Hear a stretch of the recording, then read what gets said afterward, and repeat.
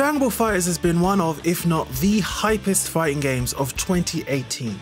Winning awards, bringing in new players, it hit right at the time when people realized that Marvel vs. Capcom Infinite wasn't the game that they wanted it to be, and almost right on cue, it snatched the ball and took off. It was a hit, which is why less than a year later, it's almost shocking to say that Dragon Ball Fighterz may be done. After Evo Japan announced their lineup without Dragon Ball Fighterz, my initial thought was that again, the license owners have stepped in to block the game from being played and showed to a worldwide audience. But after another tournament known for being all about anime cancelled the biggest anime game of the year, red flags went off everywhere. Whether it is indeed Toei stepping in to control their intellectual property is, in all honesty, irrelevant. What matters is that this is yet another big company stepping in and not understanding the impact of competitive tournament play and how this adds longevity to your game. Tournaments are like a constant advertisement for games, hyping the game up with top tier competition and providing the standard for the level of gameplay. It's one of the reasons why Tekken 7 has seen continued growth since its released over a year ago. Having your game featured in a worldwide tournament mixed with all the hype and a huge player pool and hype as hell matches just elevates your game and the genre as a whole. There are kids that I teach who think Fortnite is the best game of all time and won't hear anything different, and believe me, it takes all of my power not to pedigree them through a table, but the reason they think that way is because it's literally everywhere. It doesn't have to be the best. You cut that potential audience off when you don't let tournaments run your game, and when there are no major events for your game like Capcom Cup or Evo, players have no incentive to spend hours and days and months training for an eventual tournament that may never happen.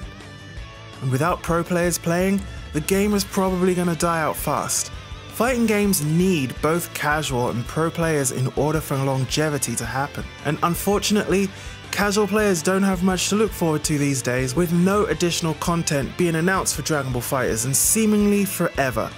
Contrast that with Dragon Ball Xenoverse 2 and the difference in support is quite crazy.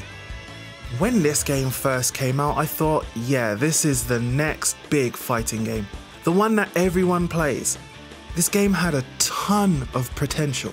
It goes without saying that Dragon Ball Fighterz is without a doubt one of the most well-known franchises on this planet. And who doesn't know who Goku is, and all those dudes that look like him? And one of the things that saddens me the most about this game is that it never really felt like it reached its full potential. I'm not just talking about sales because of course it was huge, maybe that's all Toei cares about. But if you look at Tekken 7, Street Fighter 5, Smash, and pretty much all fighting games, the vast majority of top players play their game exclusively, with very little bleed over. But players known for Street Fighter, Smash, Marvel, NetherRealm games, were all playing Dragon Ball Fighterz. Fighterz was kinda the game that brought us all together. With a few tweaks to gameplay and continued support, who knows what it could have been?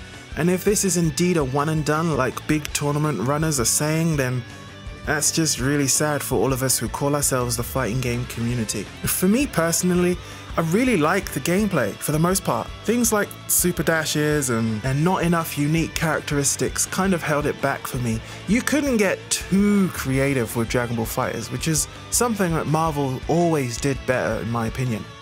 All in all, the groundwork was laid for a very interesting, accessible fighting game. Imagine how good a potential Fighterz 2 could have been. But I digress. The go-to line is, support your game. Go to tournaments, show the developers how much you care about your game, but what do you do when the property owner is like, no?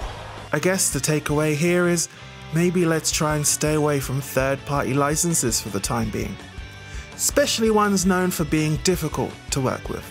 How do you feel about the possible end of Dragon Ball Fighterz? Please let me know in the comment section below, and if you enjoyed this video, please consider dropping a like and following for more videos of gaming and the FGC. Thank you for watching, and I'll see you real soon. It goes without saying that Dragon Ball— oh fuck you. I hope that doesn't come through.